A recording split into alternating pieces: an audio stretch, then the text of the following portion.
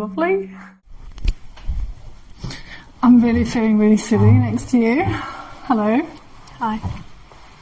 Can you tell me a little bit about your journey into sound?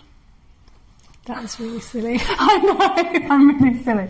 I'm going to edit it out. That's right. Let's talk about your journey into sound. Do we have to do that question first? Yeah, probably. Okay. How did you find it?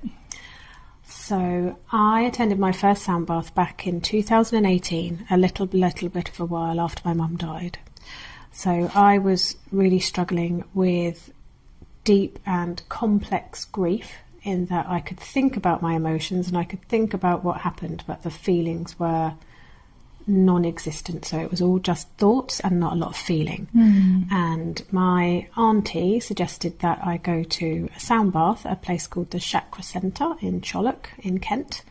And I had no idea what it was. And I was like, okay, what do I need to bring? And she said, well, you need a duvet and a pillow and some fluffy socks. I was like, okay. So off I went to this sound bath with my duvet and my pillow and my fluffy socks, and it was facilitated by an amazing practitioner called Mark Swan, and I had no idea what to expect. I just laid down and was guided through an hour of sound by this chap, and something in the session enabled me to physically feel my grief, and I was very, very emotional, and I cried quite a bit for the first time since my mum died. And I realised that it was really powerful because there was no thinking about it. There was no right way to feel the emotion in my head, but it enabled me to feel the emotion in my body, but without that really re-traumatising effect that happens when you're like, oh, I think I feel sad. Why do I feel sad? I feel sad because of this and this happened. It just enabled me to physically feel the sadness and kind of jiggle about and pass through me. And then that was the first sound bath, and then after that I went to another one, and I went to another one, and I went to another one in a different place with different people, and I became really fascinated with how it helped me to physically feel better, because grief can be quite sticky. And a lot of things get stuck in the body, don't they, though? Like from any kind of trauma or sadness, or sometimes like PTSD is when something stays stored in the body that hasn't been released, and probably this thing, then it manifests in different thought processes and gets really stuck. Because we really think about why we feel it. Need to move out and be felt. Yes, and that's why I bought this bowl. This bowl has water in it, and I don't know if it will show on the camera, but we'll give it a go. The bowl itself, for me, represents our physical bodies, so our flesh and bones and muscle, and then we are made up predominantly of water, and the bowl has water inside of it. And what we'll do is we will give it a gentle tap, and then you might need to edit this. I'll edit it all, don't worry.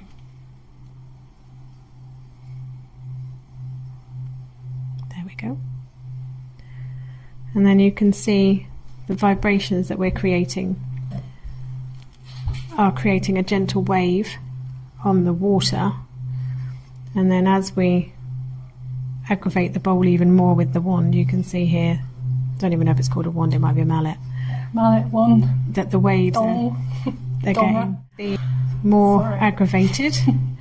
And now you can see here that as we go around, it's getting wild on there. It's going wild like a stormy sea, and it's splashing and bubbling.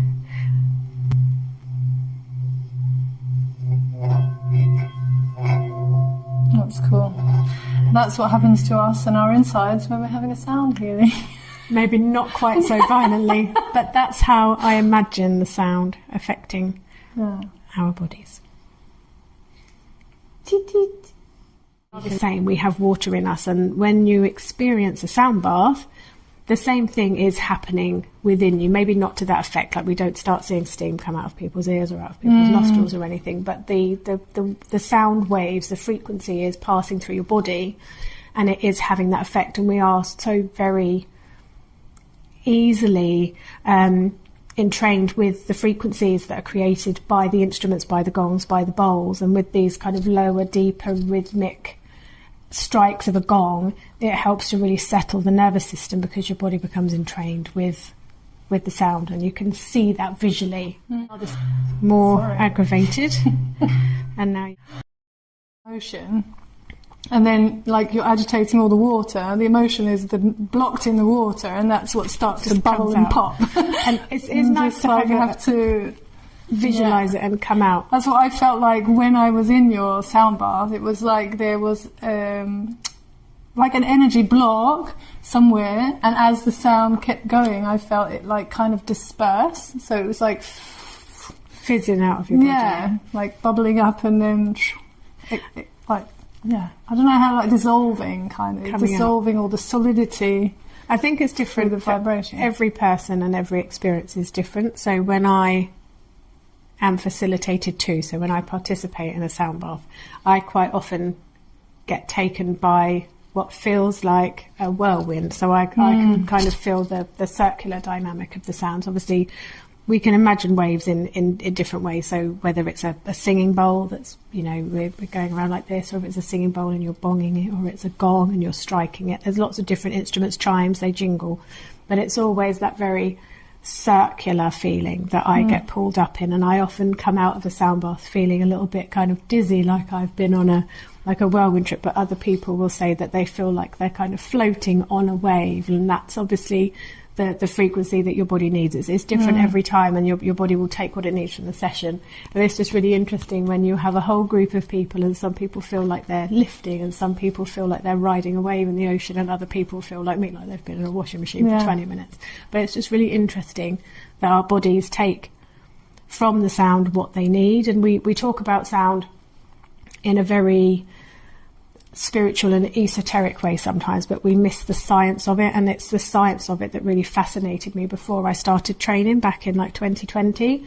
And we miss the really, really basic parts of sound, in that it is in everyday medicine all around us. For example, ultrasound is just sound waves passing through our body, and that creates, I don't even understand the science of it, but I guess the density of the, what it's travelling through, so the muscle or the bone creates a different return on the image. So we use sound in medicine all the time. They use sound waves to break up, I don't know if it's kidney stones or the other type of stones you get, like gallstones or whatever. They use sound to break them up in a medical way. We use different I've never actually thought about that. I've had ultrasound, never thought about that it's actually sound. That is being used, so that's interesting. And it is, like, sound is in science, and there's the very emotional side of sound, there's the spiritual side of sound, there's the meditative side of sound, but there's also the scientific side of sound. And I find it really fascinating how it all comes together. And you can think about it, or you can just feel it. And I think we spoke before, one of the things that fascinates me the most is that we are still physically affected by sound, even if we can't hear. So sound has a permeating effect on the body. So someone who is deaf will still benefit from a sound bath, even though the auditory receptors aren't working in the same way. The physical and emotional effects of the sound are still there. So it's multifaceted in the way that we can benefit from sound. We have the auditory experience, which is just great from a meditative perspective. A lot of people nowadays really struggle to slow down. We have busy brains, we're always thinking about things, and the very simple part of sound, like when you earlier you picked this up and you and it just goes on and you can listen to the sound, and that gives people something to pay attention to, and it quietens the thinking mind. And that's the great part about sound for meditation, is that you can ring a bell, you can strike a glass, you can have a bowl, a gong or chimes, and you listen to the sound. But just listening to the sound quietens the mind and enables you, just for that short moment, to really focus on the now. It helps with mindfulness. Then you have the emotional side of things, where different sounds have different associations, which will be different for everybody, because a different sound will have a different meaning to every person. And the overtones that are created and the harmonics from striking a gong, or the jingling of the bells or the chimes, or the little ones that sound like the water, or striking of a drum, will evoke a physical memory, but also a mental memory, which will have emotions attached to it. So there's that aspect of the sound.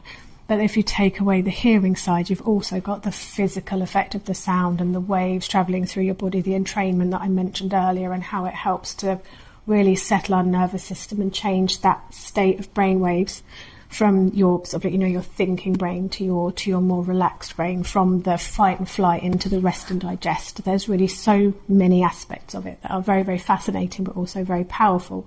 You don't need to think about it for it to work. It just works. You're so passionate about it. I love to listen to you talk about it.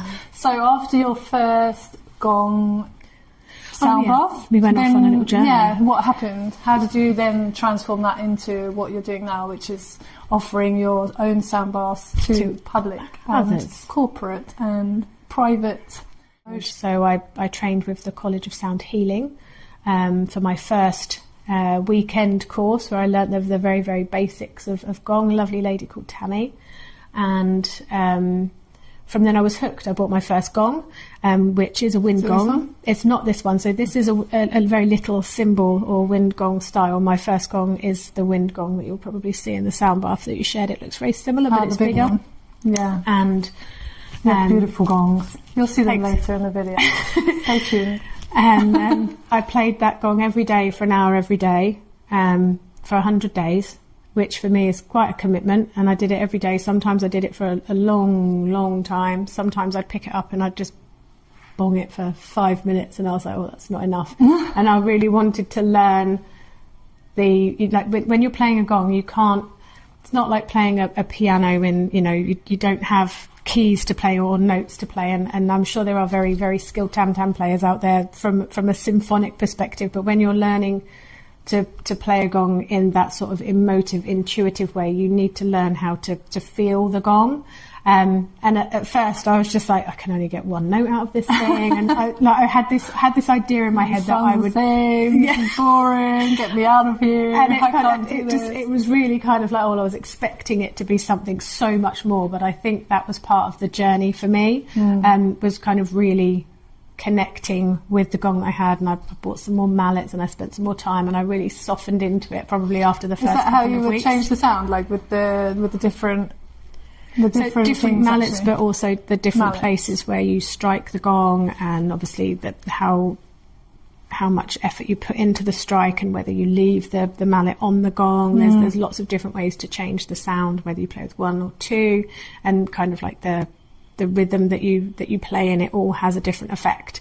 The way that the gong swings, like sometimes it will swing backwards and forwards, sometimes it will kind of do this. And also there's just as much power as well in finding a sound and finding a rhythm and then stopping it, and then there's power in the silence. So there's really so much that you can do with different mallets. And I think after the first training sessions that I had, I came away, as I said, with this gong I was kind of fascinated by, and then I was, whatever the word is, kind of like the opposite of fascinated. I became really bored with it, and then I kind of committed myself to doing it. And by the end of this period of 100 days, I was like, I actually really like this, and I think I can do something with it. And I wasn't very confident in the first instance, but my friends convinced me to do a sound bath, and I just had this one gong and these 2 sets of chimes, and that was it. And it was just me and my belief in the power of the sound, because it wasn't, sometimes you go to a sound bath and someone will turn up with 10 gongs, and it's really awe-inspiring and it's breathtaking because they're beautiful, and they make like big sounds, and amazing, and you walk in and you automatically feel almost safe, like this person must know what they're doing because they have 20 gongs, or they have 10 gongs, and they have 27 bowls, and I was not that person, and I was like, I've had 2 days worth of training, and I've got my little gong here that I've played for a bit, and is this going to be okay? And then I did my first sound bath with a lovely group of ladies. It was like a retreat day, and I remember at the end of the session there was a lady, and she came over to me, and they'd just given some really, really lovely feedback, and she said, I don't know if you've ever had a sound bath by a chap called Mark Swan. And I was like, I have. He gave me my first sound bath. And she said, you remind me of him. Oh, wow. And I was like, oh, I must have bought something, even if I've only got one gong and 2 chimes. And that really, for me, was the moment that I realised that it's not about how many gongs you have, it's not about how many chimes you have, how many bowls you have. Obviously, I come now with more because I have more and I have more practice, and it's nice to be able to give that to people. But actually, there's just as much when someone comes round and you've just got one gong and they're just sitting on a beanbag and it's not pretty, and I've not got the candles out and I've not got everything else out, but they need the sound and I'm able to give that to them. So it's been a really, really good journey for me to realise that it's not about the bells and the whistles and the glitter and the sparkles, which is what I thought I needed. And it's the heart that you put into the process. 100%. Yeah. And I am here in the UK joining Gongs on the Run for a sound bath. We are going to set up, and then there are 30 people coming along to love it. If you haven't done a sound bath, check it out. Ciao, ciao.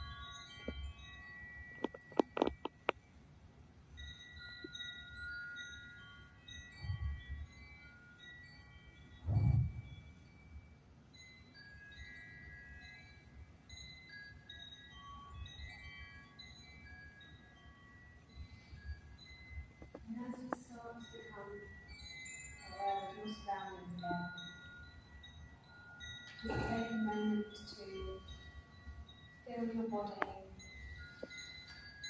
on the mat, on the floor. Notice your breath. Steady. And your heartbeat within your chest.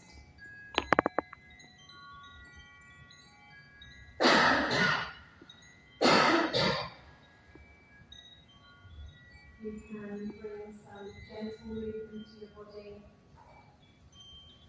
The wiggle of your fingers and the wiggle of your toes. And maybe stretch, but don't move too fast.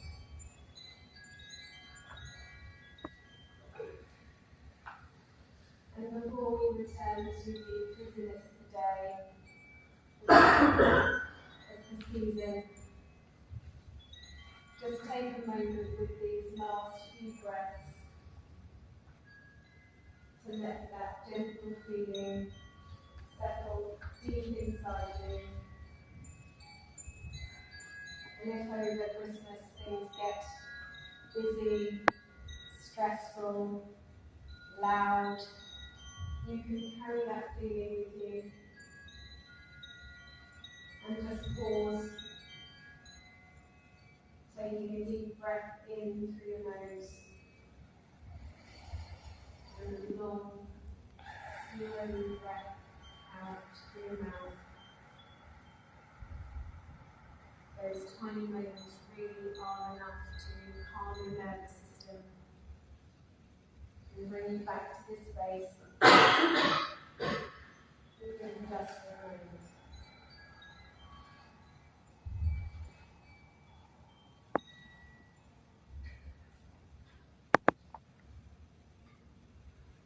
Whenever you're ready,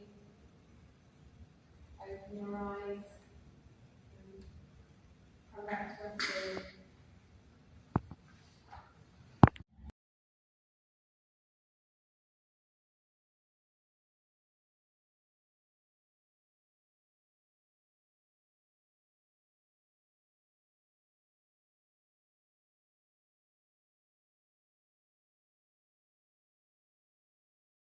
Wow.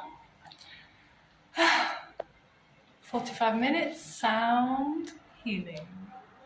I would definitely recommend. I feel so relaxed.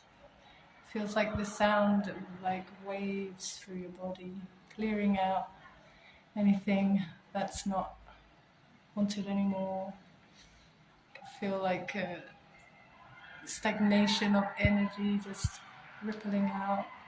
Really nice. Thank you, Gongs on the Run. See you later.